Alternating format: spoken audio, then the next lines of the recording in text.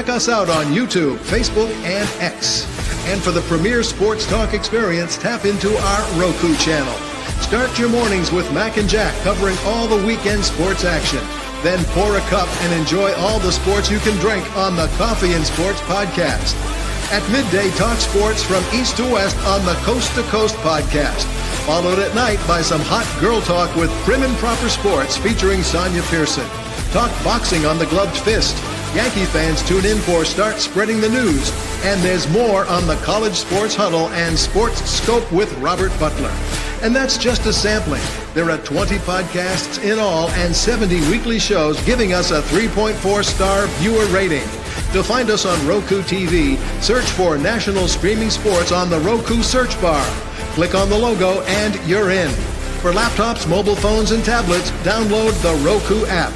National Streaming Sports, live and on demand, sports talk for America.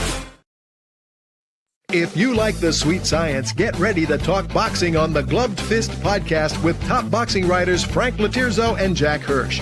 Frank, a former amateur boxer out of Philadelphia, writes for NY Fights and can be seen on the Boxing Channel. Jack, an amateur boxer who competed in the New York Golden Gloves, was a 6-term president of the Boxing Writers Association. And now, here's Frank Latirzo and Jack Hirsch.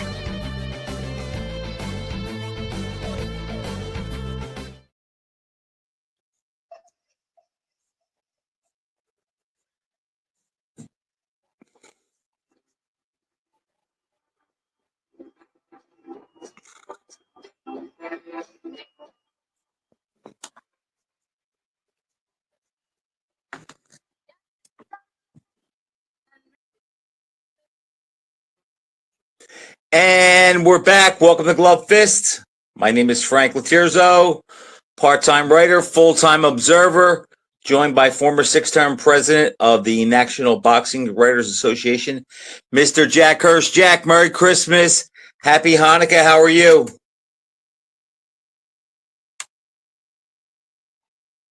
See, I'm silent. I'm speechless here. We're going into a new year now. I mean, you know what we should have maybe reviewed a little bit? We always briefly discuss, when you're not talking football, what we're going to talk about on this show.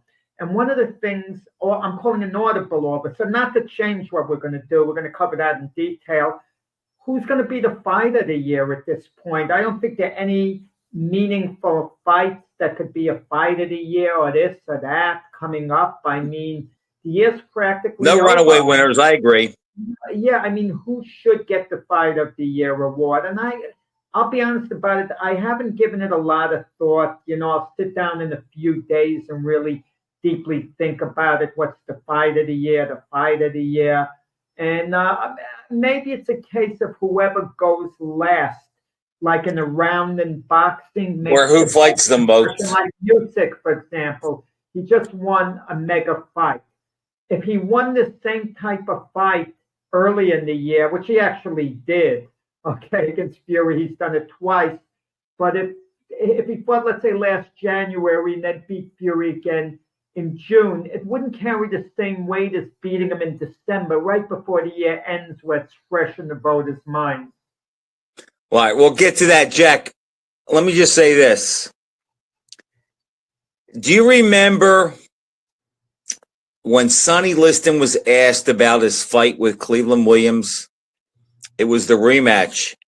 And he said, Cleveland had a beautiful first round and a terrible second. I didn't remember that line, but it's a good one.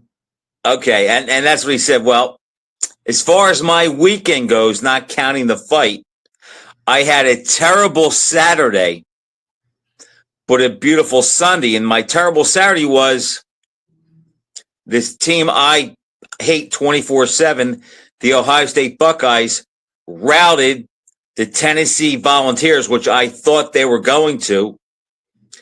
And that had me down, even though I expected it. And again, I think Ohio State's going to win the whole thing. I want to be wrong, but that had me down.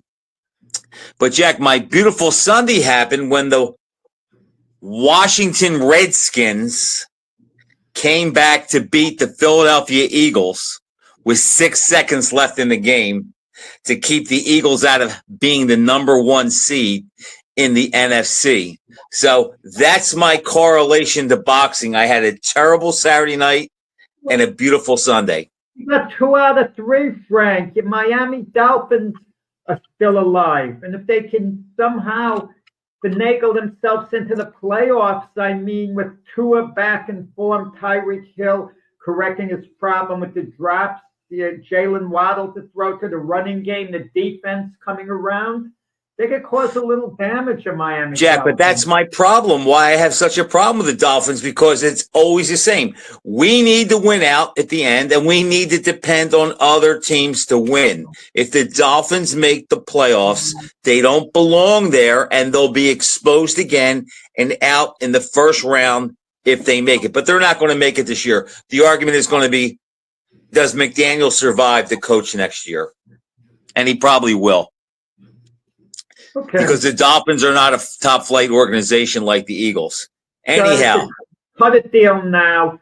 Let Ohio State win the national championship if the Eagles could get eliminated in the first round of the playoffs. You'll cut that deal now. I would hate to have to make that choice, with the devil, Jack. If he said, look, one of them is going to win, you're going to have to live with that. Who do you want to lose? I don't know. I don't know what I would do. I would say, I don't know. I'd flip a coin. It's that close. I probably want to see Ohio State lose. You gave me the Sonny Liston line. I never heard that one before. That was kind of funny. I don't know if I mentioned it on the past show. One of the funniest lines I ever heard was Jerry Quarry when he knocked out Jack Bodell. The British press kept badgering him to say something about Bodell, what Bodell was doing really well. And Quarry wanted to be nice about the whole thing. I didn't know him long enough. That, when you knocked him down, I mean, what could you say? When he fell, he said, well, he fell awkwardly. That was about the best compliment he could give. They said, did you find Bodell to be awkward? And he said, yeah, well, he fell awkwardly. Oh. I thought he said I didn't know him long enough. Well, that's a good one there, too. Yeah. Well, I'll tell you a fighter that we've known a long time. And I don't know if we're done with him, Jack. He fought this weekend, but Tyson Fury had a second shot at Alexander Usyk and came up short again. I don't know where that leaves him. I forget who you picked, but my pick was Usyk just by default on Fury, where I think he's been on the slide for 2 or 3 years. I settled on Fury at the end to eke out a close decision. I wrote it on one of your posts, Frank, too, the day of the fight. Originally, when their first fight ended, I told myself, I think Fury can win a rematch. He just has to sustain what he did in the first fight for one more round. And I thought he was capable of doing it. Okay. But he didn't. But then I kind of switched back to Usyk. I thought, usually in situations like that, the guy who wins the first fight's usually going to repeat unless there's a big enough reason to see things will be different. Then talking to you on the show last week, I called an audible. I was actually going with Usyk, but in conversation with you, I thought, you want to know something? Let me go back to what I originally felt right after the first fight. And I thought Fury would eke out a very close decision. And it was a very close fight, this time around too. But I thought Fury would do just a little better, like turning it a tiny bit more his way and eke it out. But, Usyk answered the bell in more ways than one. He kept that, after a little bit of a slow start, he pulled ahead. And he never let Fury overtake him. Whenever Fury would make a bit of a charge, Usyk would keep him in check. I don't think either guy was as good as they were the last time. I don't think the fight was as good. Now, in all honesty, the stream I had did go out a little bit more than time to time, but not enough where I couldn't see the fight, but I didn't score the fight. All I can say is this. If there was 36 minutes of the fight, 12 rounds, 3 minutes a round, I probably saw a good uninterrupted 25 or 26 minutes of it. And in that window, I thought Usyk was a little quicker, a little smarter. As you said, he pressed it down the stretch. I think that was the difference. I don't think Usyk was quite as good as he was the first time they fought, but I didn't think he had to be. And I just think Tyson Fury, Jack, is at the point where I think he's lazy. I think his body is just whatever was there is no longer there, and he can't will it back. And as we saw, Usyk is the better. Wait, he trained hard for this fight, Fury. How can I just can't believe that, Jack. I know it was reported. I can't believe that. I mean, the guy had his trunks up to his chest. There's no way he was in great shape. I just don't think he's capable of getting in great shape. Weight can be deceiving, okay? Even when we were living in the era of the smaller heavyweights, no one even talks when Jimmy Ellis fought Joe Frazier the first time. Obviously, Jimmy Ellis trained as hard as a fighter could train, yet he weighed the heaviest of his career. 201, right? Now, yeah, 201, exactly. And weight sometimes, if a heavyweight could be overrated, they don't have to necessarily watch their diet the same way. And I'll give you that. Maybe Fury didn't have a nutritionalist. He didn't have this, didn't have that.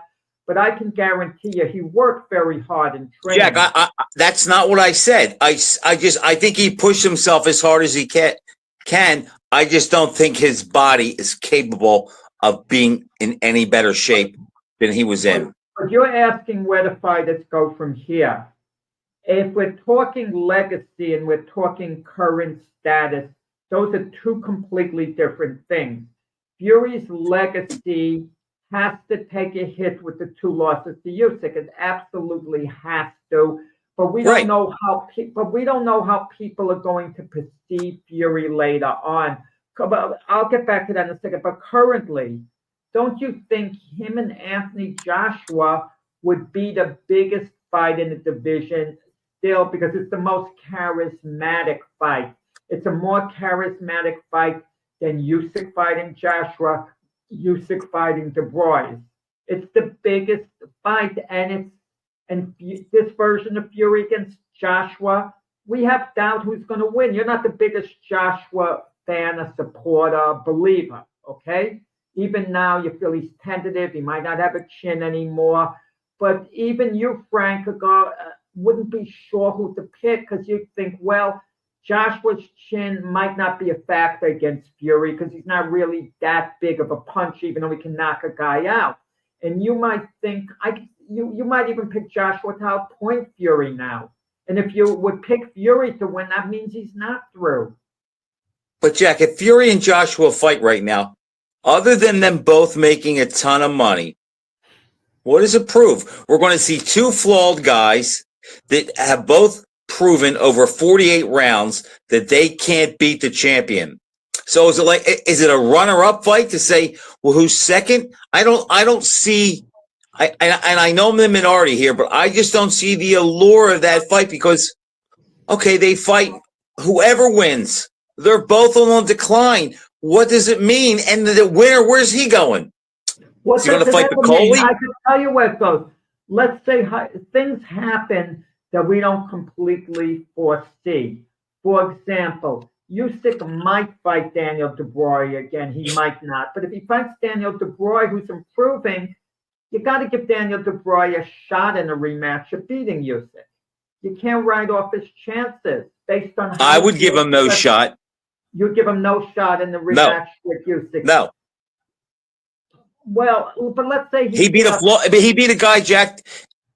Dubois can punch, and he fought a guy who's tentative and who doesn't have the greatest chin, and he beat him. He had to put him down a couple times, but he beat him. I saw Dubois in there with Usyk, and I saw, to a degree, once things didn't go his way with what he thought was a knockdown, which was ruled a low blow, he fell apart. One thing we can say about Usyk is he's as tough mentally as they come, and there's no chink in his armor. He's not going to come undone. I don't see Dubois having any chance to beat him. Okay, that's a heavy statement. I disagree. I would pick Usyk, but I wouldn't completely write up Dubois' chances. If they met again, because I think he has improved since losing to Usyk. He looked really good with Jarrell Miller. You might laugh about Jarrell Miller, but Jarrell He did Miller look good wasn't against. a complete stiff, because Jarrell Miller did look somewhat good against Andy Ruiz after that. Okay, so but Jack, business-wise, but it's business. At the end of the day, oh yeah. business for Look, them. Jake Paul and Tyson was business. But listen, they can Fury can fight Joshua. If he wins that fight, he could fight De Bruyne next. And if De Bruyne loses again to Usyk, but he comes up with a very respectable fight, he's still in a contender's position. And then Fury could say, look, I beat Joshua De Bruyne. I want that little blankety blank Usyk again. I'm going to smash him. And you're going to have him fight a third time. I don't. Again, Jack, going by me, what I think, I don't think like the normal fan. I know the fight would sell. It just wouldn't excite me. And as far as the fight that we did see, I think it really was apparent in this rematch, although we saw it in the first fight, the difference were in speed, where Usyk is just able to get off and sneak those left hands in there, and they totally disrupt Fury, and they break his concentration and his momentum and his rhythm, and then he drifts back out, lets Fury get set again, then he goes in again, pops him again with a couple good shots, and then he's gone. I just think he knows how to fight Fury. I think his speed is a little too much for him, and I think he's actually the smarter fighter. Usyk. But Frank, you know who I think nailed it, put the thought in my head, reviewing the fight afterwards? Michael Olajide. He posted something that skill wins out. And that's what won the fight for Usyk.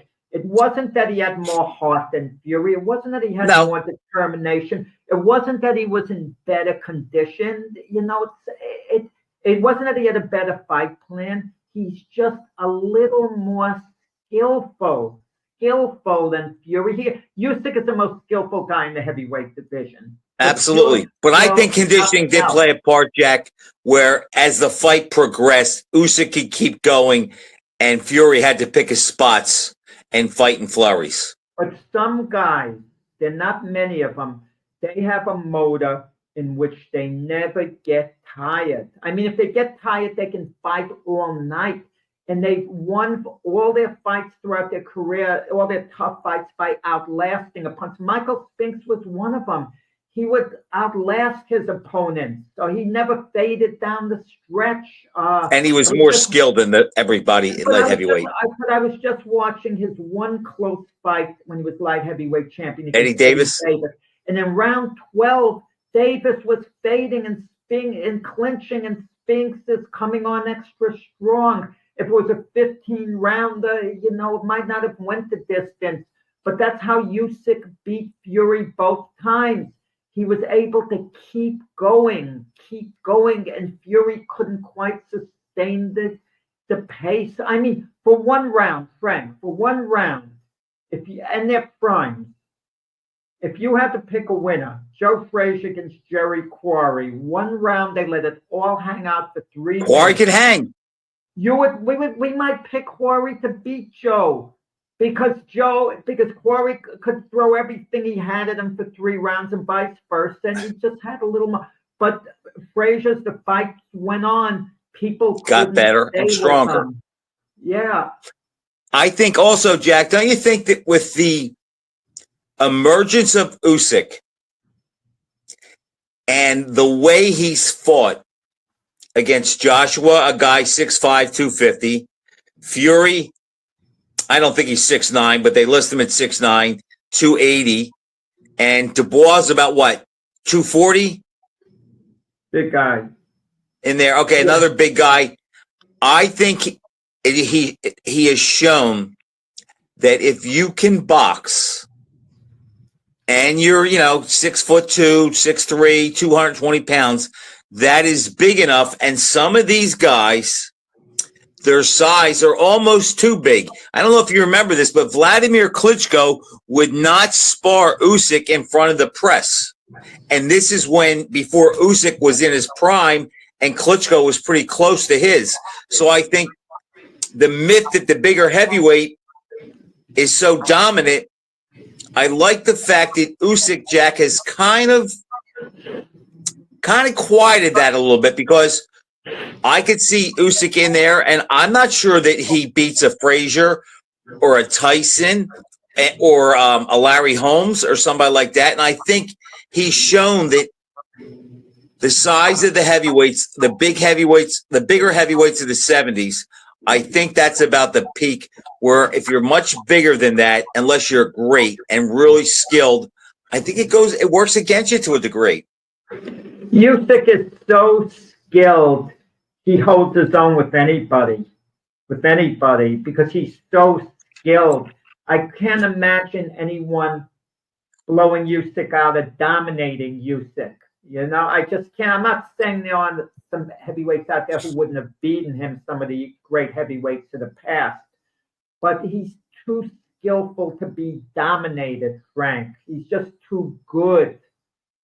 Is he more skillful than Muhammad Ali or Larry Holmes?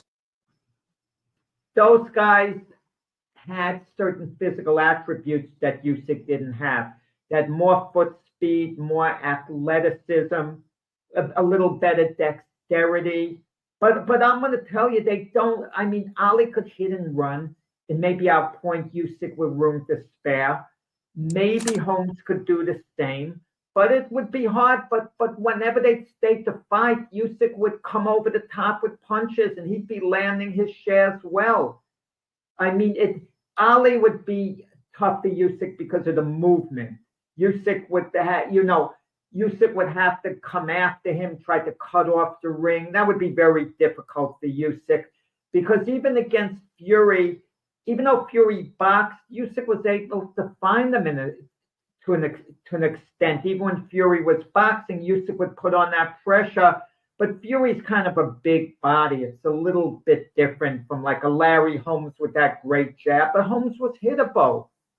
I mean, Usyk would have given Holmes serious problems. Maybe he would have even beaten Holmes. I mean, you used the argument. I'm playing devil's advocate to an extent here. I'm not saying he would have or would not have. I'm saying he might have.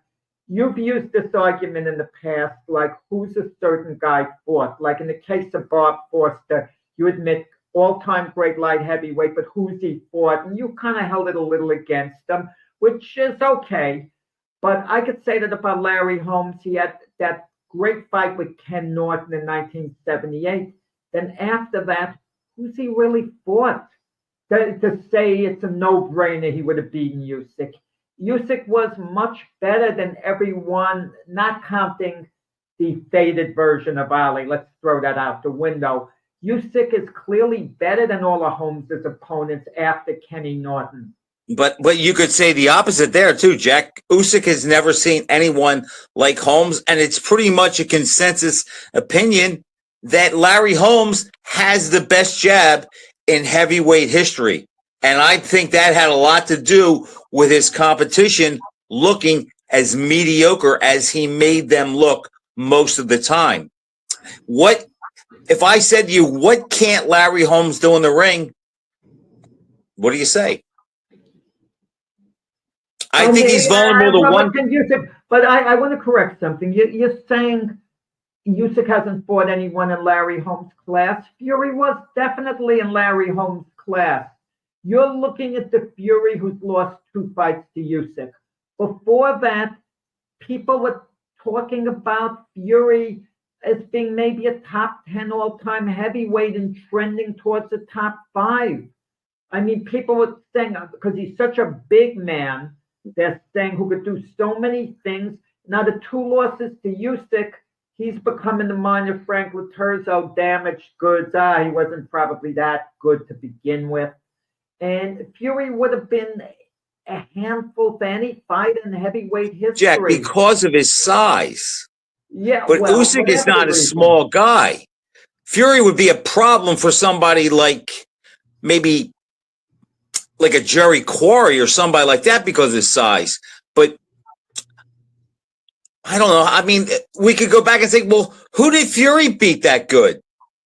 I mean, I know it's old hat and everybody always says that, but looking back, Is this heavyweight era that terrific? No, you can make that argument. Well, he beat Vladimir Klitschko. Klitschko was on the decline. And I'm not saying it because he just lost to Fury at age 40. Before that, I was at Madison Square Garden when Klitschko fought Brian Jennings, a guy you're familiar with from Philadelphia. And Klitschko only won 8-9 rounds of the fight. Right. He clearly won. But this is a guy who should have wiped out Brian Jennings. He was on the decline at that time, no doubt. And then Fury picked up the pieces, and Klitschko did lose after that to Joshua, whatever. But you're right. And then he beat Deontay Wilder. Wilder had a big punch, but outside of that, But now looking back now, those wins don't look as good. That's why we have to wait until guys are retired. Looking back, if you remember, and you know this as well as I do, maybe a little better, that everybody talks about Ali. Well, why is he the best? Well, he was the most skilled, and look at his competition. But I remember reading those articles the day of and after the fight where the guys that he's looked at today as beating who are very good, the Ron Lyles, the Quarries, Shavers, or any of the other guys he beat, Chevalo, whoever, they weren't talking then how good those guys were. Back then, I remember Bill Gallo saying that Joe Lewis's competition was so much better than Ali's. Today, you look back at that and you think, well, that's crazy. Yeah, I mean, who are we going to look at today, Jack, that's going to look better in 10 years than they do today? But I think the key in judging Usyk's greatness is this. He's a great boxer. He moved up from cruiserweight. Look at what he did as an amateur, okay? He was a decorated amateur, gold medalist, great amateur. He took it to the pros, great cruiserweight, and they transitioned into the heavyweight. And just the idea that we're talking about how we could rate Usyk as a heavyweight, and that's going to be his legacy from now on. It won't be the same as Michael Spinks. Michael Spinks, after getting knocked out by Tyson, no one even wanted to talk about his legacy as a heavyweight. Right. His legacy as a light heavyweight. They said one of the greatest light heavyweights of all time, and he's dismissed as a heavyweight. Dismissed, even though he won a few fights against, decent opposition as a heavyweight. It doesn't count. But with Usyk, no one is going to hardly remember his fights as a cruiserweight. There's nothing defining there, okay, that we could look back on that people are going to remember future generations.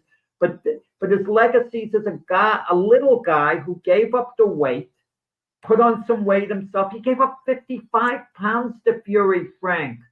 55 pounds. And don't tell me it doesn't count because they're heavyweights. Why does it not count as heavyweights? But if a lightweight fought a light heavyweight, he gave up 40 pounds and he beat Jack, I've always said that. Michael Spinks, when he fought Holmes, fought a guy that was 50 pounds bigger than any challenger he ever fought.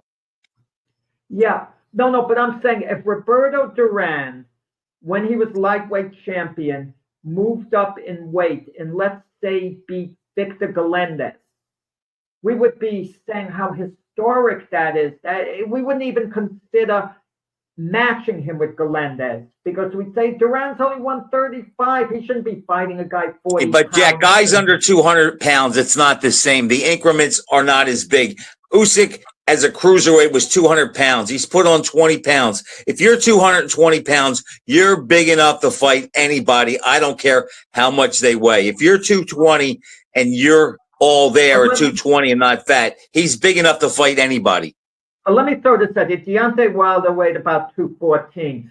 So now, if I want to play devil's advocate against people who are saying, the Jack Dempseys, the Rocky Marcianos, they were too small, they couldn't have competed. They would have put on some weight. They would have gotten up to about 210, 212. Easily. They would have, let the weight, heavyweights do put weight on. I don't know how they go about doing it. The cases differ.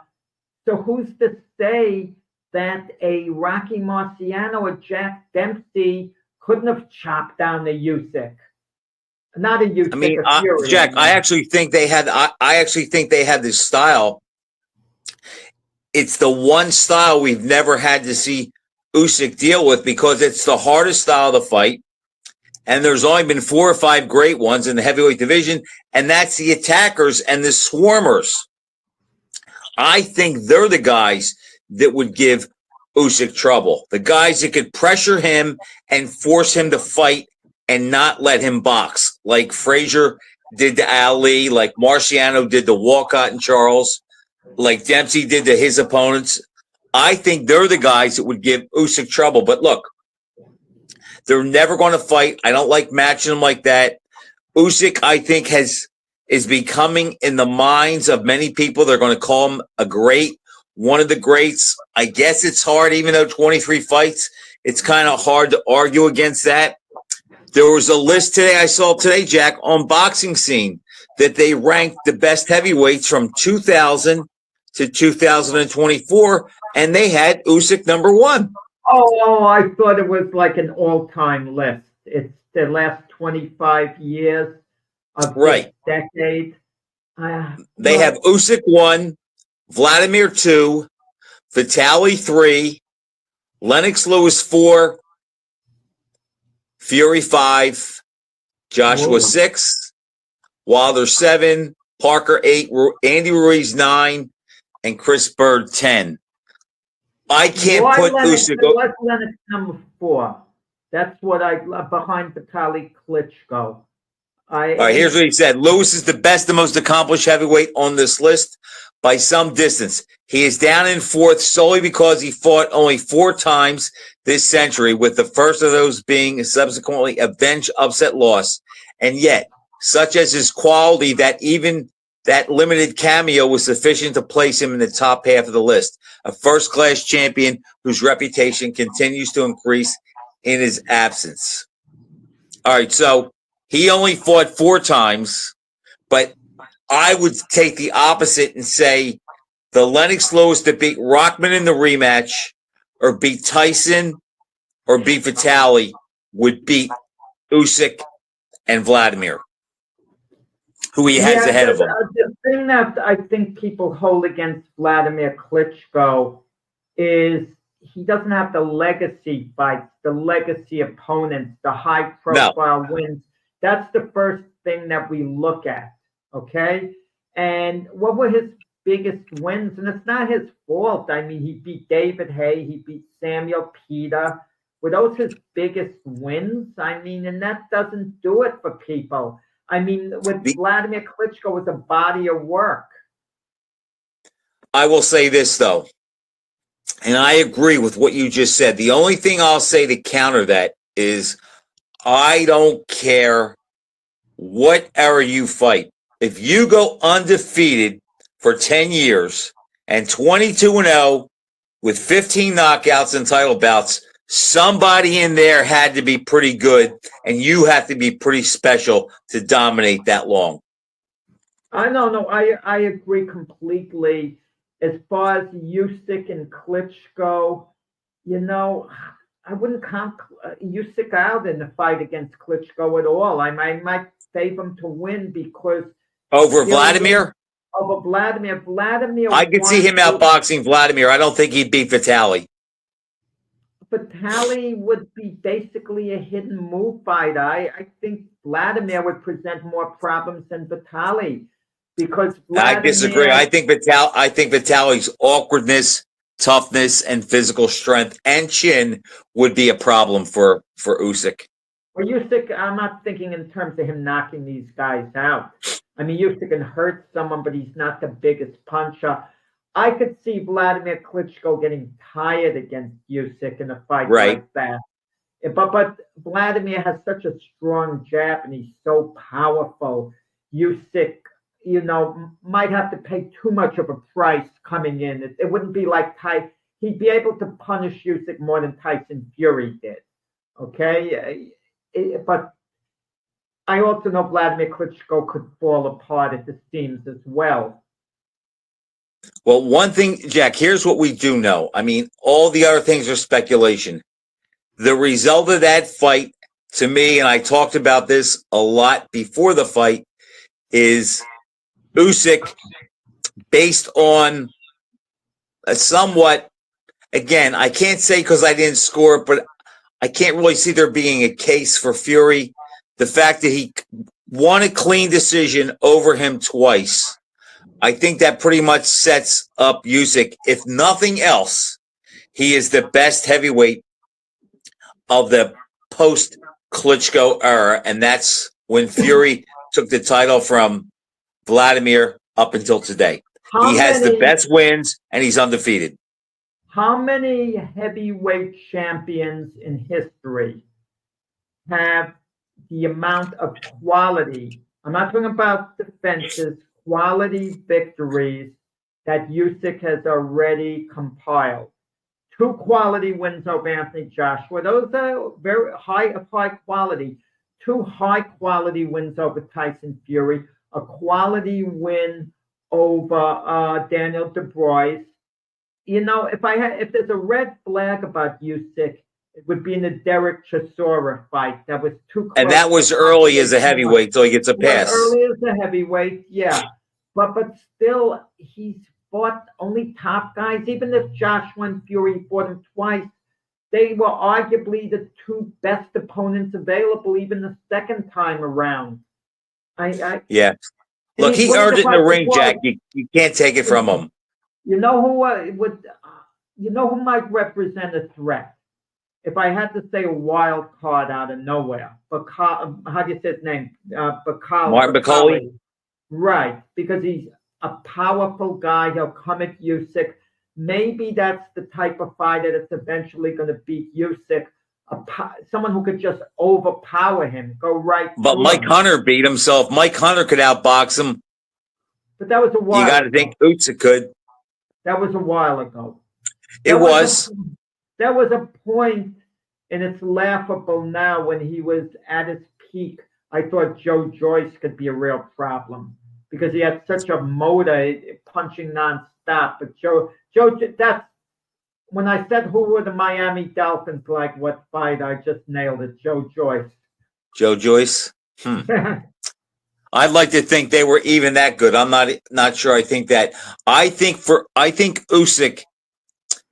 I think his kryptonite would be a pressure guy that could get inside, work him to the body, and not give him the room to box and pick his spots like Joshua or Fury did. So I think that would be his kryptonite, but there's nobody around like that. So you make a great point. I would have thought that Fury, for part of the fight, maybe early on, would have really taken the fight to Usyk. I had a feeling Fury was going to follow the Deontay Wilder blueprint. He boxed him in the first fight. In the second fight, he just took it right to him and overpowered him. I had a feeling he was going to do that with Usyk. He may have wanted to, Jack, but great point. But he may have wanted to, but the problem was he was in there with a guy that had so many weapons and tools to nullify him, to hit him, to make him miss and counter him, where Wilder really couldn't do that. Once he pushed him back and he smothered his right hand, he really couldn't get anything on it. And you quiet Wilder's right hand, there's really not much left. Yeah. It's a shame that Tyson didn't beat Jake Paul, because people would be calling him to fight Usyk. How would Tyson have done in his prime against Usyk? Are you asking me? I'm asking you, yeah.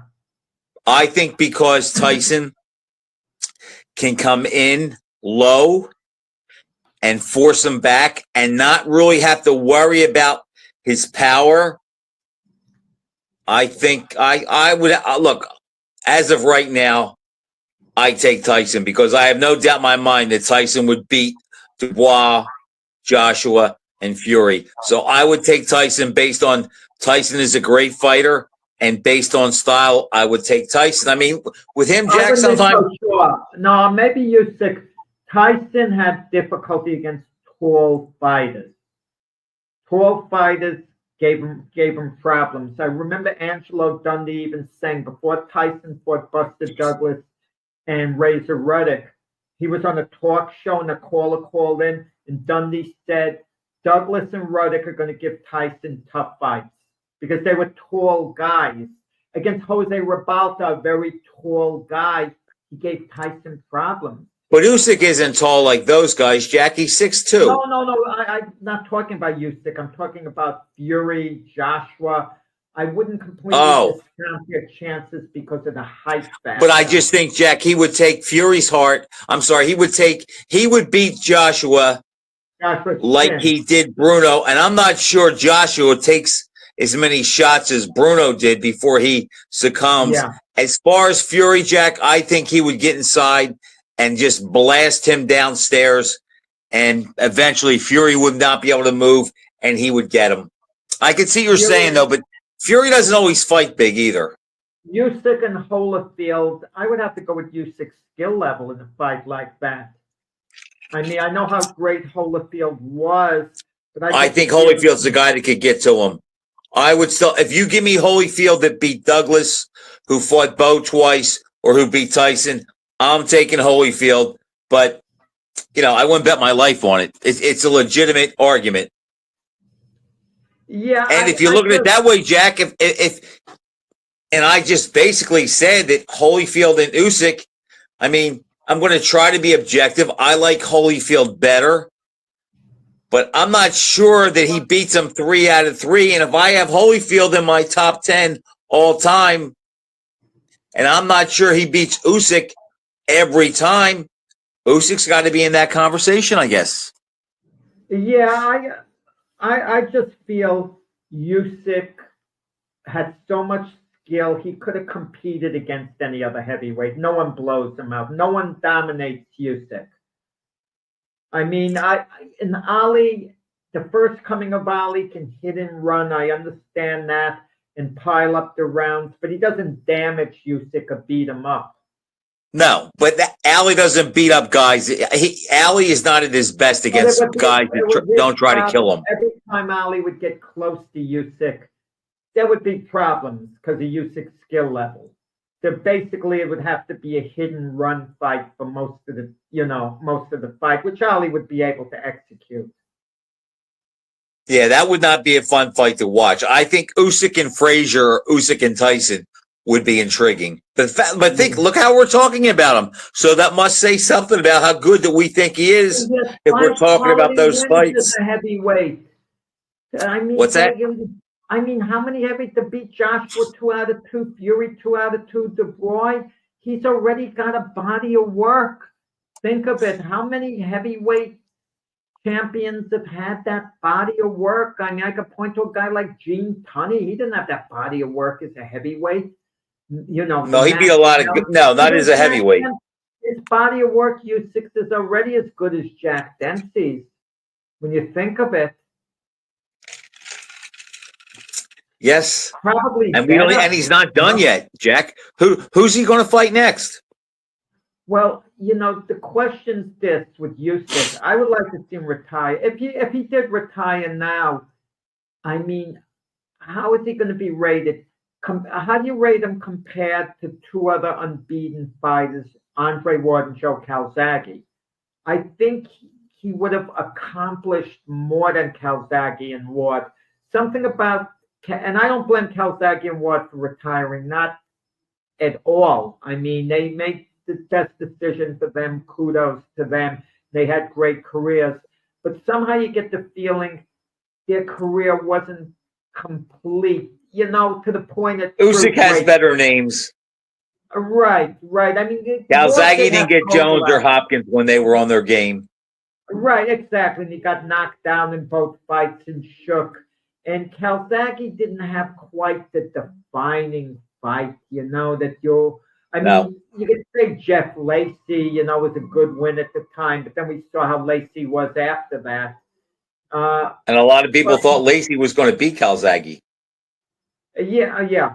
But I don't know what more Usyk could do. If he keeps fighting, it's inevitable he's going to lose at some point to someone.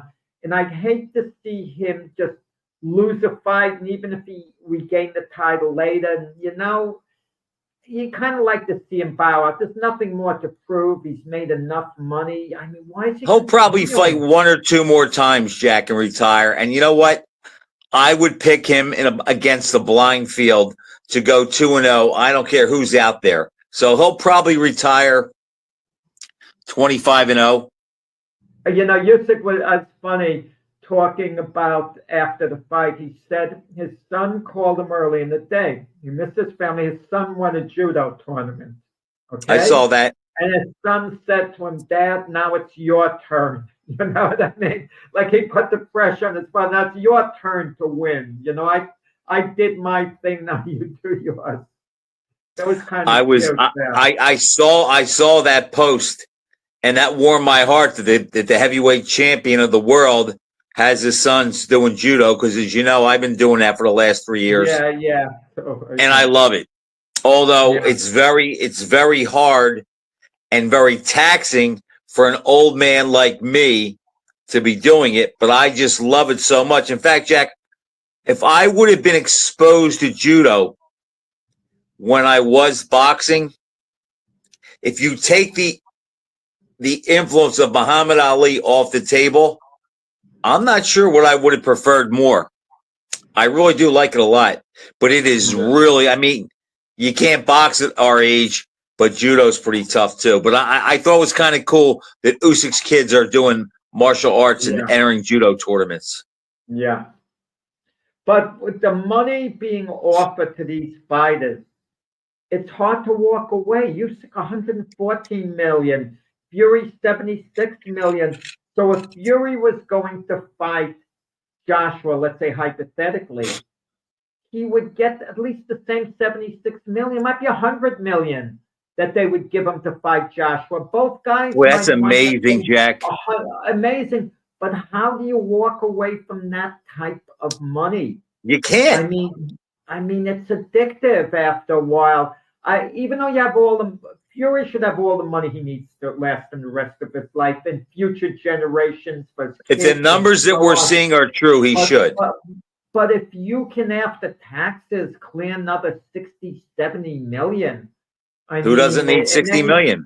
And then you start rationalizing, well, I can beat this guy, I can do this, I can do that. And he doesn't have an undefeated record to protect? Yeah. And sometimes someone doesn't want to risk their legacy, sometimes they will. I hear a rumor going around, which I believe, that Roy Jones is going to fight Jake Paul in March. I heard a rumor before that Andre Ward was linked to Jake Paul.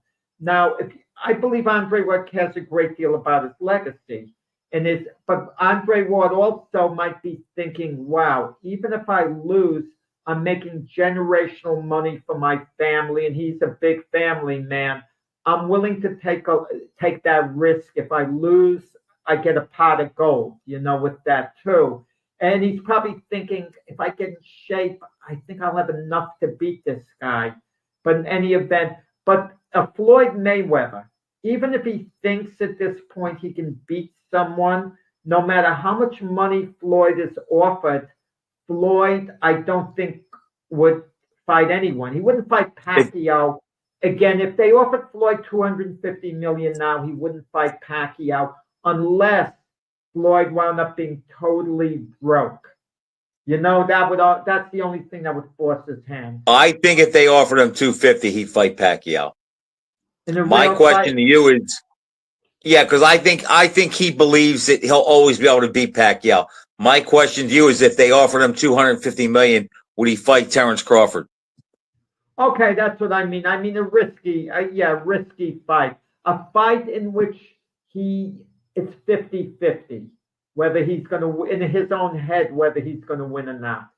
I mean... And Jack, if Floyd fought Crawford and Crawford knocked him out in the first round, it wouldn't hurt Floyd's legacy. Even though he couldn't say he was undefeated, it would not hurt his legacy. Because Floyd is 48 years old. Or he'll be 48. He was born in 77. We don't know what it's going to do for a guy's legacy. Look, I Roy can't see him Jones- getting beat at 48, Jack, and them and holding it against him. Roy, if you question someone who's seen them both fight at their best, Roy Jones and Floyd Mayweather, and you said who was better at the absolute peak, Roy Jones. most boxing fans would say Roy Jones. However, if you ask ratings of the greatest of all time, Floyd's name winds up ahead of Jones. Jones's legacy was hurt. Like it or not, it was hurt by all those. But he didn't lose at 48, Jack. He lost at 32 or 33. I understand, but you're using logic, Frank. I'm not using logic, and I'm not saying what's fair. It's just the way it is, guys.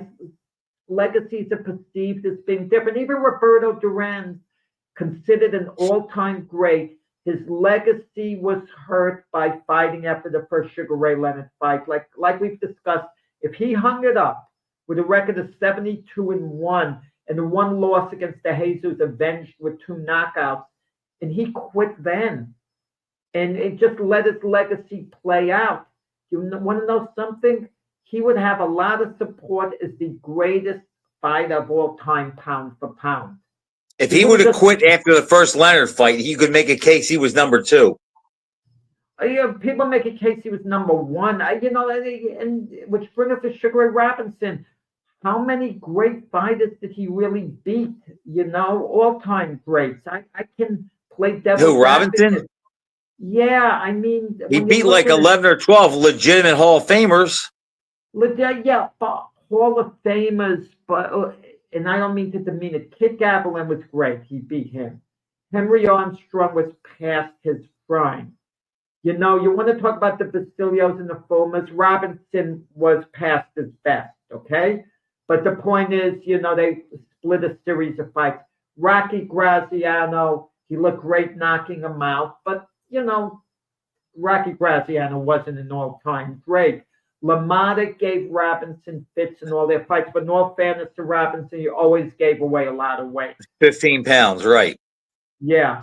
I mean, but if Duran retires after Leonard and Palomino, that's big.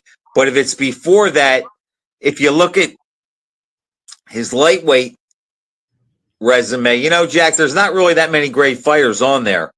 I mean, Buchanan and DeJesus are probably about the best. And he lost it to Jesus in one of the fights. But I don't know if that hurts him because it was an over the weight fight. When they were both in shape and it mattered, he showed that he was. I was actually at that fight, and November 17th, 72. Wow, you're good, Frank. But Duran, this was what was it, like 5 months after the Leonard fight? Not the Leonard fight, the Buchanan fight. He fought Buchanan in June, and he fought DeJesus in November. Right. So if you're talking about 5 months later, it just, he was partying. It was the same thing that happened late on after he beat Leonard. He went out, had a good time, celebrated this, and never quite got back in the shape he was for like Buchanan. Jack, think about this. What if Roy Jones retired after beating Ruiz? He'd be nipping at Robinson too. That's what I mean. And the argument can be, well, Jones hardly lost any rounds during his career. You could make that argument, but guys fight on time. In Robinson's case, it didn't hurt his legacy fighting too long.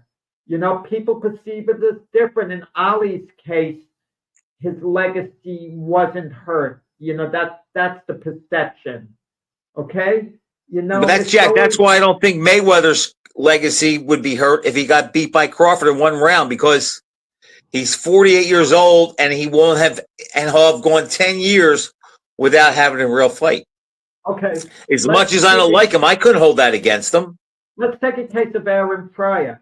He lost one fight at the end of his career. His last fight, right? Bobby Joe Young. Okay?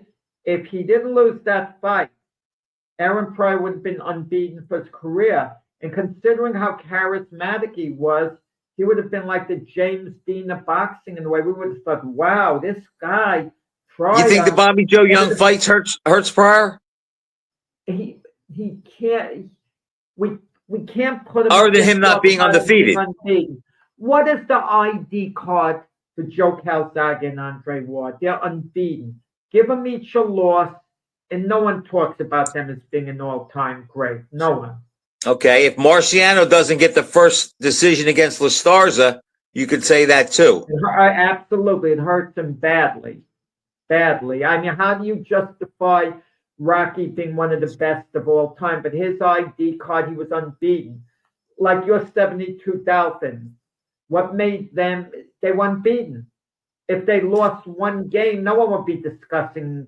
Jack, we have the example, the 207 Patriots. Exactly. If the Patriots, no one talks about them. No one talks about them. Had they won that Super Bowl game, had their defense held the Giants in the last stand of the game, they would be the consensus greatest team in NFL greatest team of all time. Because they lost that game, how do you rate them on lists of, all-time great teams? They make the top 10 lists, but they'll probably be 6 or 7, something like that. So being undefeated carries a terrific stigma with it. Deception. It really does. To you and I, it might not carry tremendous weight, but to other people it does. When I used to argue with my Italian buddies, Jack, that would love to tell me, and I should say my grandfather and my uncles, more so than my buddies, because the Italian factor would play a bigger role. And they would go on and on about Marciano. Now, he was ahead of my time, so all I know is what I read and the film that I saw. And I said, well, let me ask you this.